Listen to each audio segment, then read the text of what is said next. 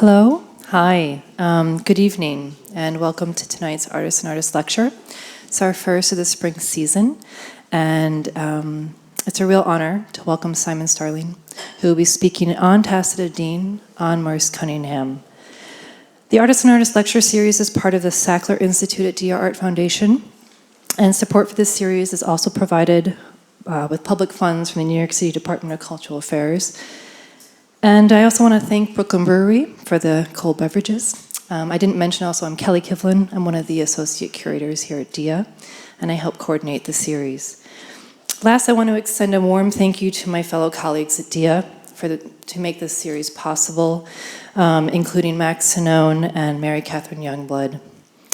During a 2-year residency from 2007 to 2009, the Merce Cunningham Dance Company presented 7 performances at Dia Beacon in a series titled Beacon Events. The performances were held in the galleries devoted to the work of Andy Warhol, Walter de Maria, Bruce Nauman, Richard Serra, John Chamberlain, Dan Flavin, and Amy Knoebel.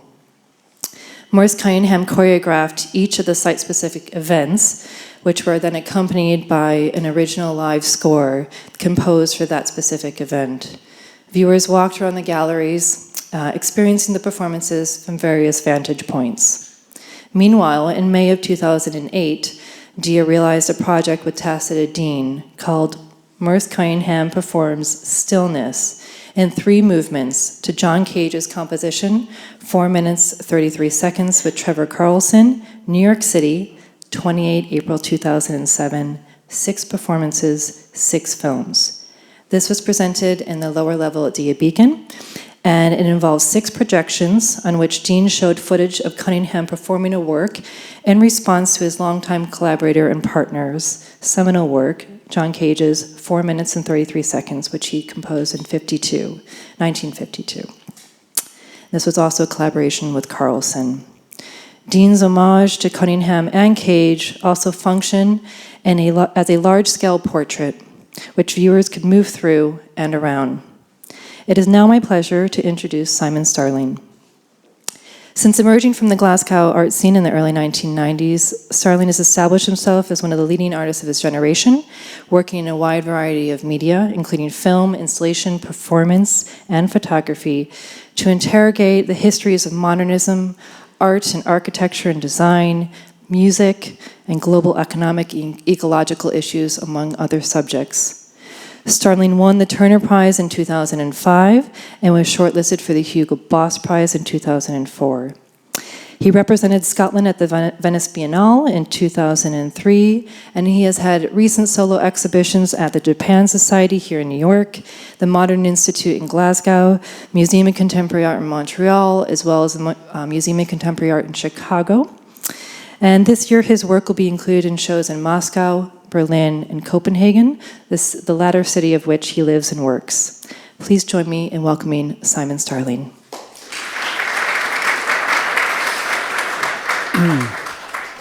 Thank you. In my slightly dazed, jet-lagged state, this text that's lying in front of me seems like a bit of a mountain, but I shall endeavor to skip up that mountain. The title of the talk this evening is On Paying Homage, Simon Starling on Tacita, on Merce Cunningham, on John Cage, with a footnote on Rex Lawson. And I'm actually going to start with a little John Cage quote. I'm here, and there is nothing to say. If among you there are those who wish to get somewhere, let them leave at any moment. What we require is silence. But what silence requires is that I go on talking. Give anyone thought a push, and it falls over easily. But the pusher and the pushed produce an entertainment called a discussion. Shall we have one of those later? I have nothing to say, and I'm saying it. And that is poetry, as I need it. These are the first roguish lines of John... Am I too close to the... Sorry. These are the first roguish lines of John Cage's Lecture on Nothing, 1959, which is in part a lecture on making lectures, and as such will stand as the beginning of my lecture tonight. which also hopes in part to be a lecture about making lectures. Most of my lectures are. Site specificity has always been a generative force in my practice, and talks are no exception. I have a policy of never making the same talk twice. Each talk is tailored to a particular context, a particular institution or exhibition. I break the rules from time to time, but that never goes well. Tonight's talk is a response to an invitation to add to a series entitled Artists on Artists, which for me involves navigating that context, that series, and reflecting on its particularities as a model. The format specifies that the invited artist should address a work or works by another artist that have been shown at or are in the collection of the Dear Art Foundation. So this evening, that format becomes the site for this particular constellation of interconnected thoughts, images, and actions made manifest at the Dear, New York, on the 27th of March 2018. Consequently, I have chosen to address a work that in itself talks to the format of that series and to the complex act of paying homage. Tacita Dean's Merce Cunningham performs Stillness in 3 movements to John Cage's composition 4 minutes 33 with Trevor Carlson, New York City, 28th of April 2007. A 6-screen film projection work installed at Dear Beacon in 2008. Tonight's constellation will culminate in the performance of a newly realized film work of my own, which is at once a homage to the London-based pianola player Rex Lawson, about whom more later, and in this context to Tacita herself. There is no doubt that if you work in analog film, as I have done fairly consistently over the last 20 years or so, you do that in light of Tacita's practice. Just as Rex Lawson is a one-man army fighting the corner of the pianola, keeping its necessary technologies alive, maintaining its viability as a contemporary instrument, Tacita's crusade is to keep the unique medium of analog moving image film alive. My film, Rex Lawson, performs John Cage's composition 4 minutes 33 on an Aeolian pianola, Abbey Road, London, 3rd of February 2018, made on a single uncut roll of 35mm film, overlays those 2 fast disappearing media, one onto the other, connecting the perforated pianola roll with the perforated film roll. Tonight, it will be performed by our projectionist Steve, again establishing a clear formal connection between the projected roll of film and Rex's barely perforated pianola roll. The invitation to come and talk about another artist's work reminded me of a text I wrote in 2013 for a publication on the life and work of British sculptor Anthony Caro.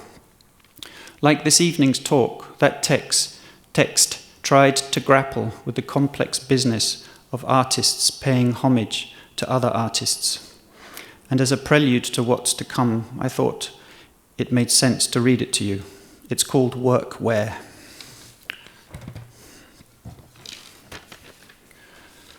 Recently, leafing through a book on Anthony Caro while pondering how to respond to the life and work of a fellow artist for this publication, I came across 3 photographs that particularly held my attention.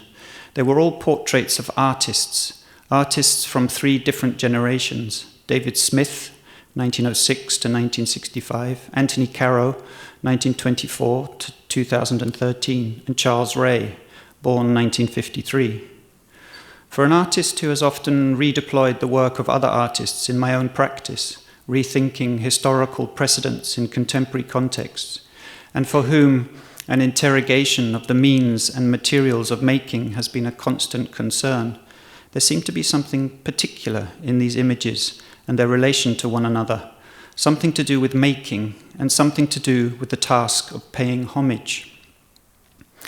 In his portrait of from the late 1930s, David Smith, who you see on the right there in black and white, is pictured in his studio, sporting, as was often the case when photographed, a pair of welding goggles, simple workmanlike attire, and a ubiquitous cigarette.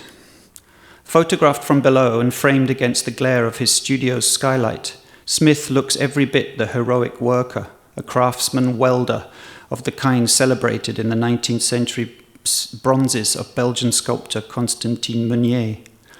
His name, Smith, even seeming to fit the bill.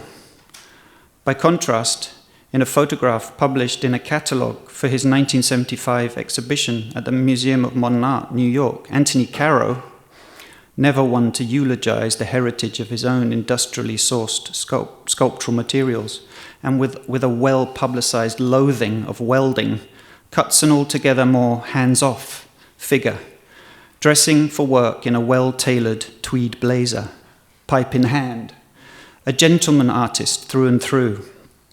When these two images are seen side by side, and when understood in the context of Caro's first major retrospective in the US, it almost seems as if the pipe-smoking Caro is mocking Smith's grassroots pretensions. In his portrait made for the cover of his 1998 exhibition catalogue for the Museum of Contemporary Art, Los Angeles, Charles Ray, an American like Smith, is framed in the image by one of the most persuasively timely and consequently most enduring sculptures of the 20th century, Caro's exuberant masterpiece, Early One Morning, 1962. Ray has affectionately described Early One Morning as being so alive in its making that it seems unlikely ever to die. Ray, a conceptual artist famed for his highly elaborate sculptures, often fabricated using outsourced labor, is seen wearing the post-industrial uniform of casual middle America, ill-fitting jeans, plaid shirt, and beige bomber jacket, as if in carefully posited deference to the pulsating red steel masterpiece that cuts across his body. There are, however, two twists in this sartorial tale of homage and counter-homage. The first being that, following Smith's untimely death in a car crash in 1965, Caro, who had a complex and at times openly antagonistic relationship to his older American colleague, and whose work was often observed to owe more than a little to Smith's sculptural language, bizarrely purchased 37 tons of steel stock from the recently deceased artist's studio. The acquisition of this carefully selected and indeed highly evocative assortment of off-the-shelf I-beams, angle irons, plates, and tank ends has been read as either a poignant act of homage or as a brave or perhaps defiant declaration of self-confidence. An open and somewhat belligerent assimilation of another artist's oeuvre. This sense of belligerence is borne out in Caro's own statements on the subject of Smith's steel. The artist dispassionately claiming that it was just stuff and that it didn't really mean anything to me. The second twist underlying this trio of artist images is that Charles Ray, a self-confessed fan of Caro's early work and a former student of Caro's former student, Roland Brenner, pays homage to his predecessor in clothes made by the artist's own hand over a period of more than a year, right down to his leather shoes and prescription spectacles. For all their unassuming ordinariness, in this context, these meticulously forged copies of mass-manufactured garments could be understood to frame the artist's interests, articulating his position in relation to notions of labor, and indeed to a sense of sculptural tradition, here embodied by the purity and immediacy of Early One Morning. While Caro uses his wardrobe to distance himself from certain associations and traditions, perhaps from David Smith himself, although clearly hinting at others, he perhaps learnt how to dress as an artist from his former employer, Henry Moore, who seemingly never turned up to his studio without a tie. Through their very particular choices of workwear, both Smith and Ray foreground their concerns for the broader context of their own means of production, for the social and political meaning of their making. In Ray's case, though, the clothes, no longer just foregrounding the sensibility and the preoccupations of the artists, become a work in themselves.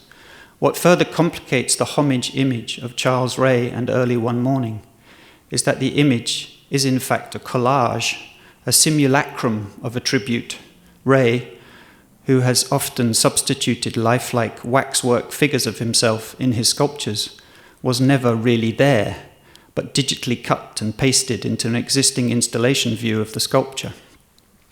Thus, the complexity of this homage is doubled. Not only was he not really there, but he was not really there in fake, everyday clothes, his labor-intensive haute couture workwear. It struck me that that text embodies many of the complexities of the act of paying homage, artist to artist, the personal and political ins and outs of that process, but also its potential as a source of artistic thought and production.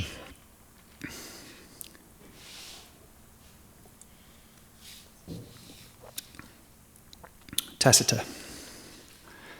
A good friend of mine, who shall remain nameless, recently suggested that meeting Tacita, as he does from time to time, is always a bit like meeting the Queen. Tacita is a fantastically accomplished artist whose talent is prolific.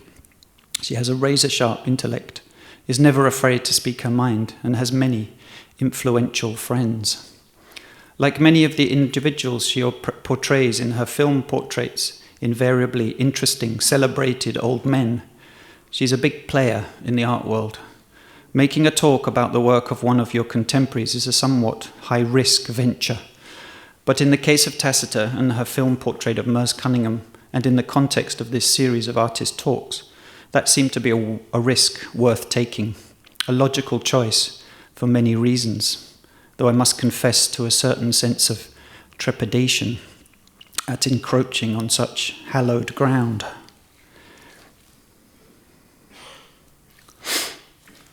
This is an image of me wearing a mask of the sculptor Henry Moore.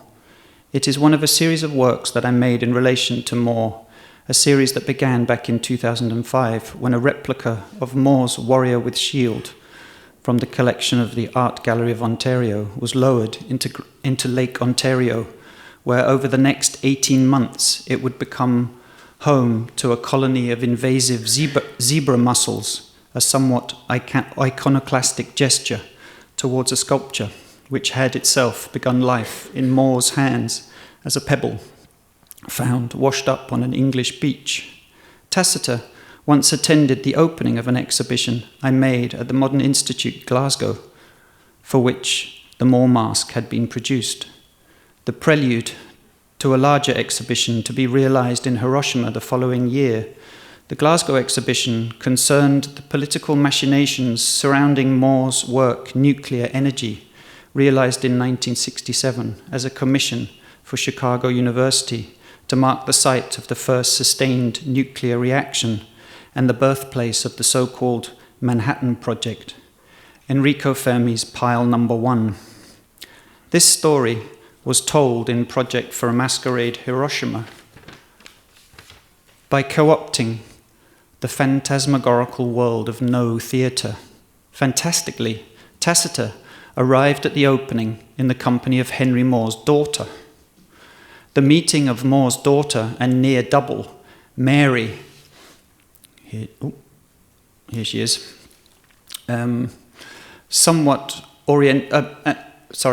Mary and the somewhat orientalized mask of her father was a special moment for all who witnessed it, affecting, you might say, a mirroring of sorts. Tacita later sent me a string of photographs, now lost, made of that uncanny meeting, while Mary, miraculously, sent me an image of her son, Henry's grandson, an actor, dressed in US Air Force attire and standing in front of a replica of the Enola Gay. It turned out that he'd played the part of the bombardier in a BBC drama about the bombing of Hiroshima. Prior to this, in 2005, Tacita and I ended up together on Mount Desert Island, Maine, as participants in what became known as Camp Kippy, a once endlessly generous summer residency program organised by the ebullient Kippy Stroud. One afternoon, my wife Henrietta, my then infant son Vincent, and I were invited over to spend the afternoon with Tacita and her partner Matthew Hale, in their typically wonderful shoreline summer house. Matthew and I paddled about in a beaten-up old aluminium canoe, like two overexcited schoolboys, and then retired to some deck chairs to while away the hours until the next round of strictly regimented 15-minute-long evening talks began back at Kippy's place. I shall never forget our hostess running her index finger brazenly across her throat as an unwitting contributor overran their allotted time.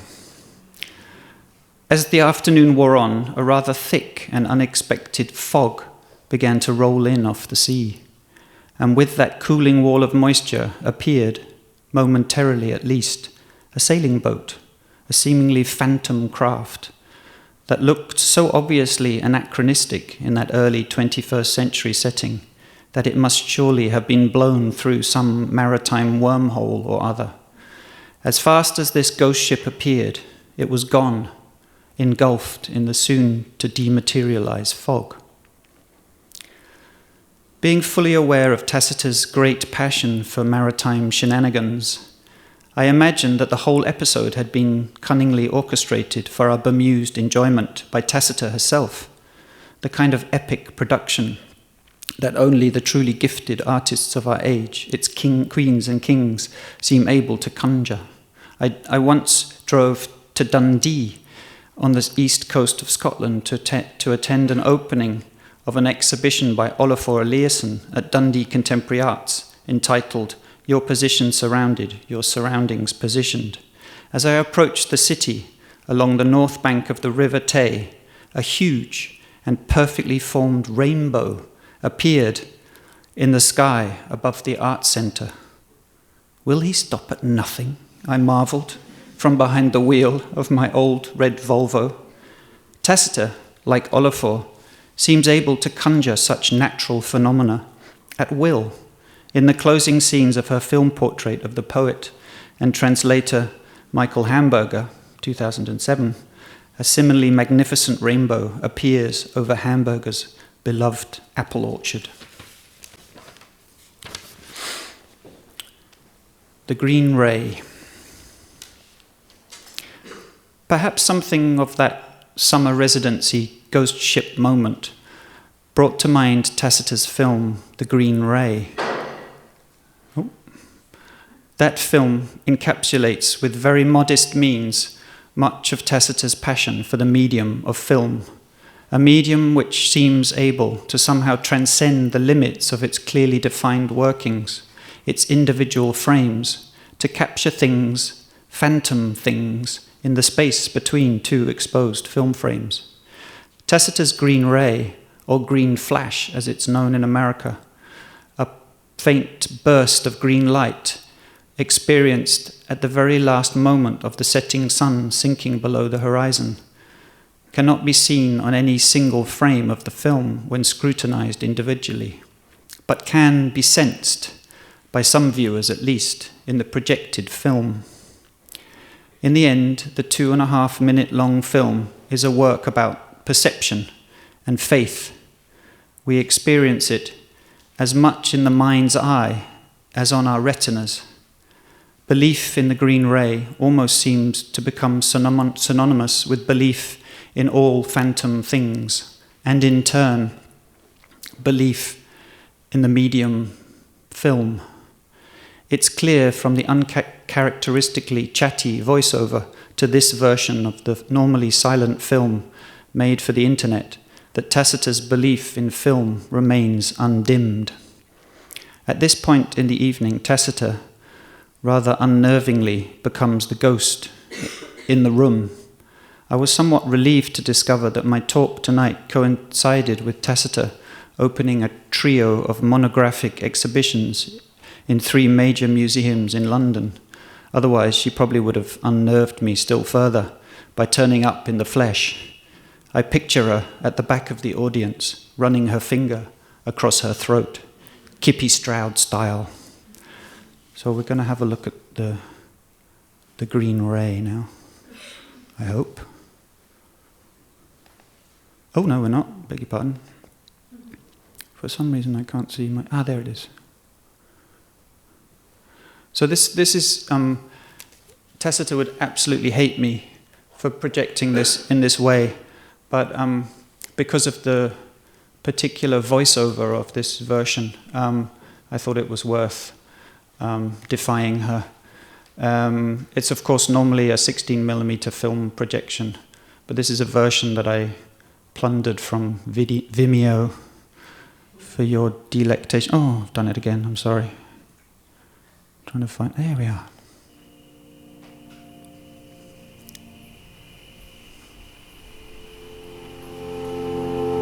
When the sun sets into a clear, crisp horizon, and when there is no land in front of you for a few hundred miles, and no distant moisture that could become, at the final moment, a backlit cloud that obscures the opportunity, you stand a very good chance of seeing the green ray.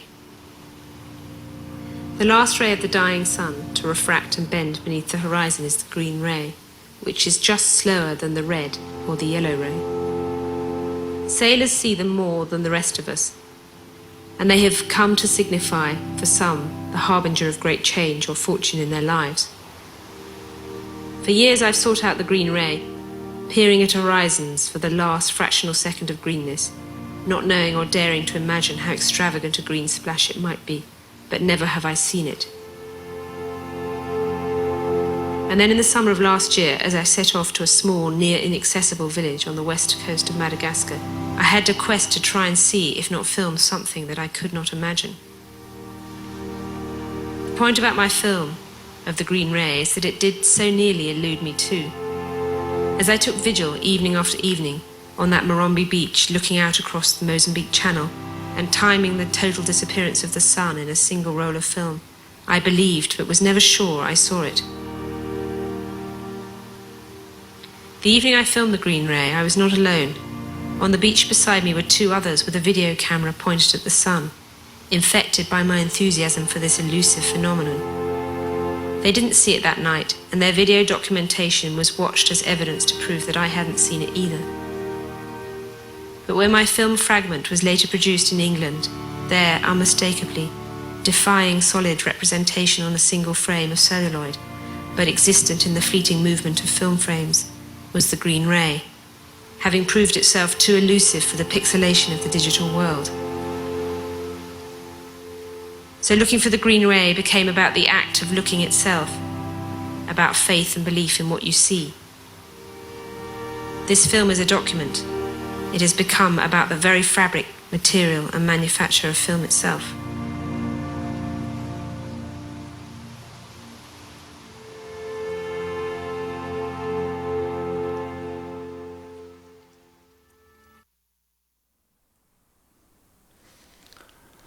Film ghosts. When asked on camera during the filming of Ken McCullen's 1983 film Ghost Dance whether he believes in ghosts, Jacques Derrida replied, "That's a difficult question.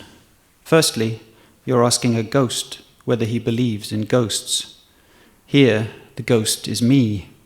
Since I've been asked to play myself in a film, which is more or less improvised, I feel as if I'm letting a ghost speak for me. Curiously, instead of playing myself without knowing it, I let a ghost ventriloquize my words and play my role, which is perhaps more amusing. The cinema is the art of ghosts, a battle of phantoms. That's what cinema's about when it's not being boring. It's the art of allowing ghosts to come back. That's what we're doing now." Tacita's film portraits are portraits of venerated artists and writers, They are also, in some sense, self-portraits, although that's probably one of those easily pushed over thoughts that Cage refers to in his lecture on nothing. I'm not sure. They might be understood as self-portraits in the sense that they are very emphatically portraits of her beloved medium, film, but also, and I hesitate here, in the sense that they portray bodies challenged by the limitations of age, which resonates in relation to Tacita's own ongoing struggles with chronic arthritis. But having said that, the empathy in her portrayals of these old men comes perhaps more from a shared spirit and intelligence than anything else. On the one hand, Tacita's film portraits are gentle affairs, in keeping with the dignity and rhythm of her aging subjects. Yet her eye can be cool and incisive nonetheless. As viewers, we sit with her subjects quietly, passing the time as the film frames tick through the projector, time made manifest, frame by carefully chosen frame. The experience is something akin to sitting together with an old friend, no urgency or particular need for conversation. We watch Mario Merce enjoying the afternoon calm under a tree, his carefully tended belly clearly full of a fine Italian lunch. David Hockney, like Smith and Caro, characteristically and willfully smokes. The deeply private Michael Hamburger, sorry, I'm getting behind here. There's Mr. Hockney smoking. And here's deeply private Hamburger. Tends to his apples, back turned to the camera. And Merce Cunningham finds repose of sorts, carefully timed and choreographed moments of stillness near the end of a life devoted to movement, his stillness seeming just as refined as his movement ever was. Dean and Cunningham, who later collaborated on the Craneway event 2009, something of a companion piece to this more modest first undertaking, are clearly very much on the same creative page. The empathetic observations of both films suggest two artists who share many ideas about movement and time. Interestingly, perhaps, both films are rehearsals of sorts, speculative and open-ended, both as performances and as films. As the critic Adrian Searle recently observed, misunderstanding the subdivisions of Cage's piece somewhat. Far from sitting it out, Cunningham composes himself, not once, but 6 times, for his allotted 4.5 minutes. Cage's silence, Cunningham's silence, the old man in his chair, the silence of our heartbeats, the squeak of a shoe on the wooden floor, the tidal cacophony of New York flooding in. I find this incredibly moving.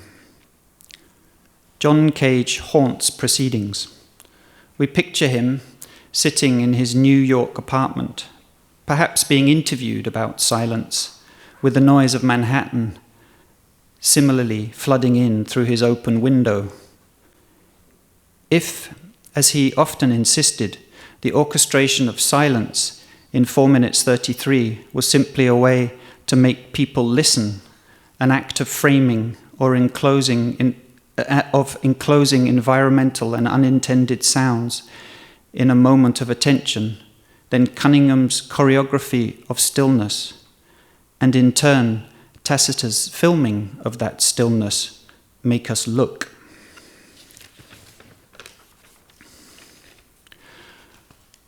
As Derrida's film ghost would, I'm sure, attest, this is film as the art of ghosts. Cunningham, the film ghost, who himself sometimes choreographed specifically for the camera, for example, Beach Birds for Camera, 1993, pays homage to his near lifelong companion and collaborator, John Cage, just as Tacita pays homage to him. It's as if the filmed Cunningham occupies a liminal zone, a bardo-like space between this life and the next, and there, Cage possesses him, orchestrates his choreography in 3 carefully timed movements. The medium, then, in 2 senses of that word, material holding data and conduit to the dead, is film. The mirror-lined dance studio might be understood to have been transformed into something akin to the mirror room, Kagami no Ma, of Japanese no theatre, a space in which the actors fit their masks and are possessed by the ghosts of the characters they will perform on stage. It is perhaps mischievous, but not totally irrelevant to note that Tacita's film of Merce Cunningham was filmed 2 years before his death at the age of 90. Mario Merce survived just 1 year after Tacita filmed him on a late summer's afternoon in San Gimignano. Michael Hamburger was dead within just months of that rainbow appearing in his orchard. In fact, Tacita even wrote Mario Merz's obituary for the Guardian newspaper, in which she seemed to somewhat relish the moment during filming her portrait of the canny old lion when Merce, who joked, chatted and pronounced and picked his teeth throughout, hears funeral bells sound in the town square. Asked if they were bells for the dead, Tacita writes, someone replied they were festival bells, but he wasn't fooled. The chain-smoking Hockney is clearly either very brave or very foolish. I'm going to, hang on, try and find, we're just going to see a little bit of documentation of the piece, Merce Cunningham piece installed at the Dia in 2008. If I can find, yeah.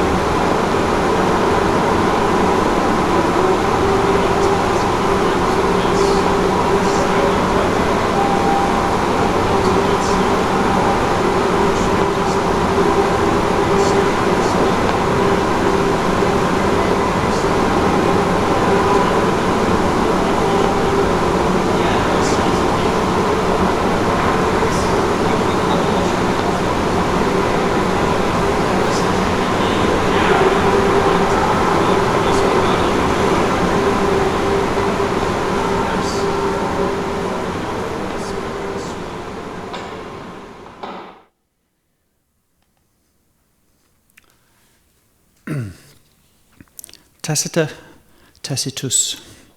If David Smith's name is fitting for a heroic metal worker, then Tacitus is here equally appropriate, coming as it does from the Latin word for silence. Tacitus' films are never chatty or even communicative in a traditional sense. If they could be described as essay films in any way, they are perhaps most persuasively essays about the medium film itself. In the world of music, and in particular classical music, if the world of music, and in particular classical music, still pours scorn on Cage's work, the visual arts have almost deified him. Perhaps along with Marcel Duchamp, whose work enchanted him, Cage has an unassailable position in the visual arts, the springboard for Fluxus, a progenitor of performance art and happenings, not to mention the vast swathes of contemporary art that have emerged in his long shadow. But as my friend, the artist and writer Jeremy Miller is apt to say, never be afraid of making art about interesting things. Tacita clearly isn't. But it is perhaps little wonder that Tacita seems to find a certain affinity in Cage's open proposition for silence, 3 minutes, 33 seconds. Film, Tacita writes, is mute. To record sound in film, it has to be done separately, on a separate piece of equipment. But for me, she goes on, it is important that film never loses its original silence. The picture is first seen and remembered mute, and the action is then in adding the sound. There is much poetry at stake in never first knowing your film mute. It is a much greater challenge to find silence if it's never been there. Over and above this, though, Cage's silent piece, like much of his work, invites chance and the unknown into play. And it is this that perhaps attracts Tacita most. John Kobler's description of the piece could almost be a description of one of her film shoots. There's no such thing as silence, Kobler wrote, recalling the premiere of 4 minutes 33 at Woodstock in 1952. You could hear the wind stirring outside during the first movement. During the second, raindrops began pattering the roof. And during the third, people themselves made all kinds of interesting sounds as they talked and walked out. Tacita has written and spoken often about the beauty of unintended things, chance, and the unforeseen, coupled with the foibles of film, lend Tacita's work its magic. The problem, of course, is how, once identified, you prevent the beauty of unintended things and an openness to coincidence and the unknown becoming systematized, a productive methodology like any other. My view on coincidence is this, she writes.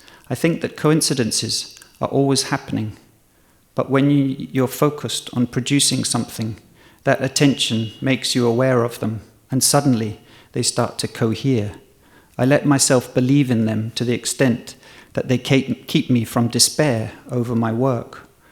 When they're happening and it feels like the unseen powers are on your side, you actually have a better working day.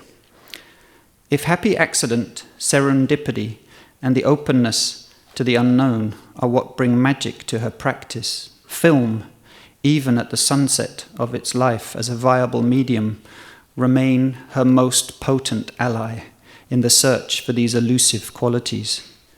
Exposing, processing, printing, cutting, and splicing film has an utterly different tempo to its digital equivalent. The film you thought you'd shot is never the film you see developed. The gap between the film's exposure and its first viewing seemed to invite new thoughts and chance occurrences. Editing film affords a certain space too, time to think and to change your mind. The frames you need are always somewhere buried in the middle of a roll and need accessing. Film is also expensive. Film is also expensive and bulky, so you are forced to make choices. Film, as Tacita points out, is a medium full of constraints, but within those constraints lurks its potential.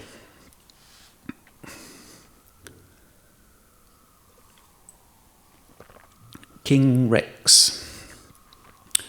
And now, by way of continuing the process of homage and counter-homage, and simultaneously setting myself up for what might be a horrible fall, I would shortly like to invite our projectionist, Steve, to perform for the first time the film Rex Lawson performs John Cage's composition 4 minutes 33 on an Aeolian pianola, Abbey Road, London, 3rd of February 2018.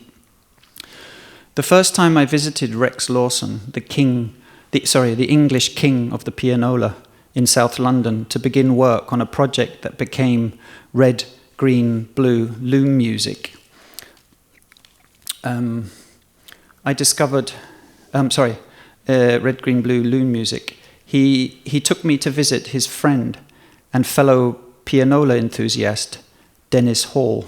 Dennis, I discovered, has one of the best collections of duo art player pianos in Europe, instruments capable of extraordinary unmanned performances of perforated paper rolls, most of which were recorded and perforated a century ago.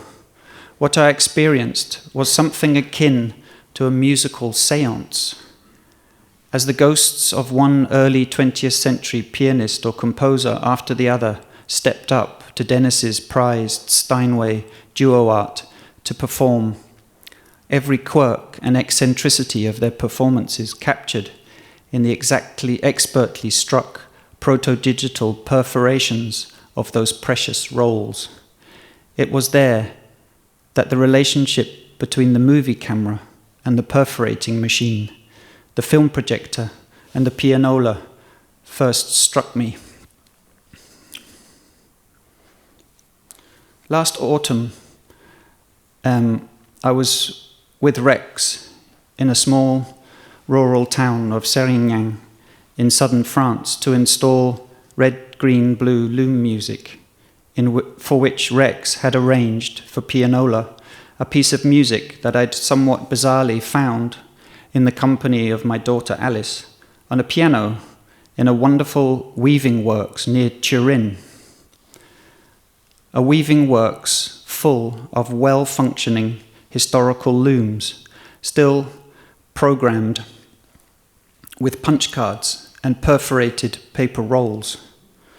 My practice, like Tacita's, is often driven by serendipity. The music entitled The Looms, which was skillfully transcribed onto a pianola roll using Rex's perforating machine, accompanied part of a film made in that same weaving works. One day, over lunch in Starling, Rex gleefully recounted the story of performing 4 minutes 33 on a pianola, and how he'd made a barely perforated roll for this purpose, a roll that he subsequently gave to an apparently bemused Merce Cunningham as a gift. The idea immediately captivated me, and my interest was compounded by the invitation that came just days afterwards to come and take part in this series of artist talks, and the possibility of addressing Tacita's film portrait of Cunningham. My initial idea had been to invite Rex to New York to perform this evening. For various reasons that became impossible. And so I undertook, in the spirit of homage that this evening seemed to demand, to realize a simple film documenting Rex performing Cage's silent piece at Abbey Road Studios in London.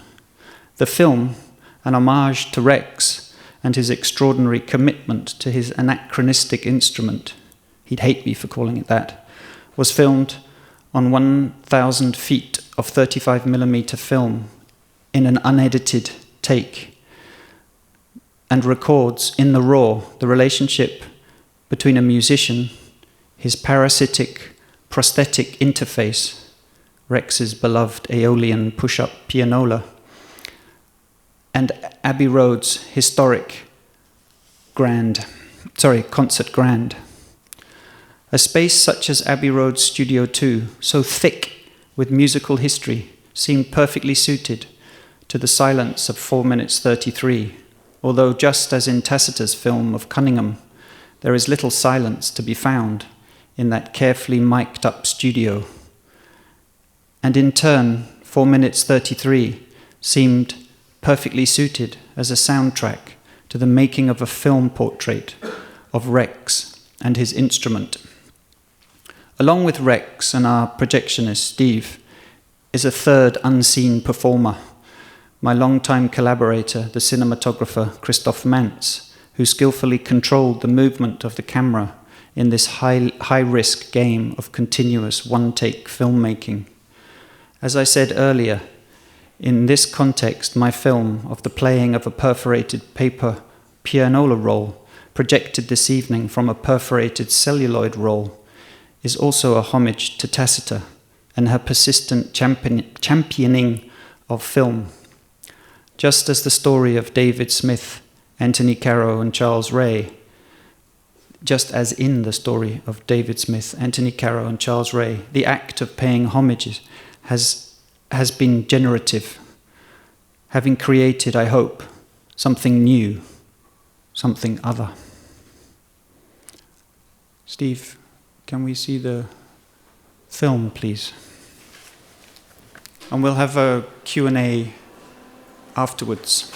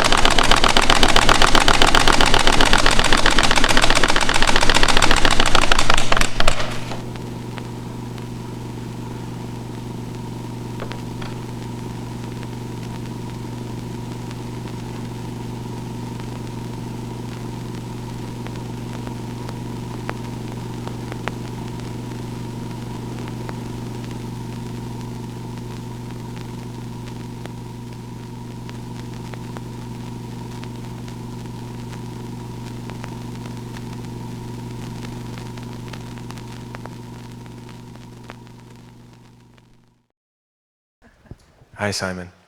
Nice to see you again. Thanks for that really beautiful work, as ever. I was really curious about this particular work that we just saw, but specifically about the audio recording. It was a little challenging today. The projector kind of was creating all sorts of noise, which we had to try and filter out, but didn't manage to exactly. So it was rather more sort of cacophonic than I had hoped. But yeah, I mean I suppose what the John Cage piece kind of invites is this, you know, as I talked about in the talk to for the sort of unintended sounds, as it were, to seep through, and of course the pianola, when it's playing, you know, full throttle, you don't really notice them, but we very carefully mic'd up every sort of every part of the piano, and Rex's stool and his, you know, trainers and everything to try and get a very, I suppose, as a sort of intimate, I don't know, sense of what that relationship is between him and his, you know, beloved machine and its his beloved instrument and the piano. But it was a little challenging in this context. But yeah, I suppose it's that sense of the Cage piece as being incredibly generous in a way, allowing for many possibilities and chance things to sort of impinge on the listener, the viewer. So yeah, that was a little bit the inspiration for it. Just as in Tacita's film, the soundtrack is actually, there's a lot of noise, different kinds of noise, squeaky shoes and New York kind of going on outside. So yeah, don't know what else to say. I was just curious because you're using the film medium, and then also it sounded maybe like it was recorded on wax or something like that. No, I think it's just it was just this guy. Our device today. Yeah, cool. It's a very. I mean, Abbey Road is, you know, one of the great kind of spaces for recording music, and we created a very pristine recording of a squeaky pianola. Yeah. If I could just comment one more thing, I thought it was really beautiful with, was it Dan? The guy playing the piano? Rex. Rex, sorry, yeah. His feet, and then I was really curious about the feet's relationship also to the film, and then I saw Steve standing here kind of like with his hand holding guiding the film through. That was Really something. It also has some squeaks, that projector, so yeah. Thanks. Anyone else? There were a couple of green rays that have been done for us. Yeah. Jacques Rivette and Marcel Duchamp, but probably more. I mean, it's a fascinating subject. Yeah, I don't know. I mean, there is a film, I forget his name. Maybe it is Jacques Rivette, but his is faked, actually. Sorry, yes.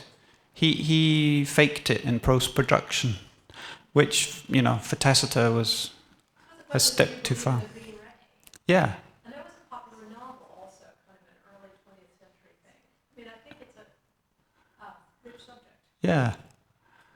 Yeah. And it fits with Tacita's sort of passion for maritime stories, and, you know, it's often sailors who claim to have seen the Green Ray, because they are kind of out on the water, looking at the horizon more than most of us, I guess. Yeah. Do you not believe in the Green Ray? I can't say I've ever seen it in Tacita's film, but maybe that doesn't matter. Yeah, I think so. I mean, it's sort of, it's I mean, as far as physics go, it sounds kind of plausible to me that one band of light should be a little slower round the horizon than the others, and so why not? Yeah. Do you?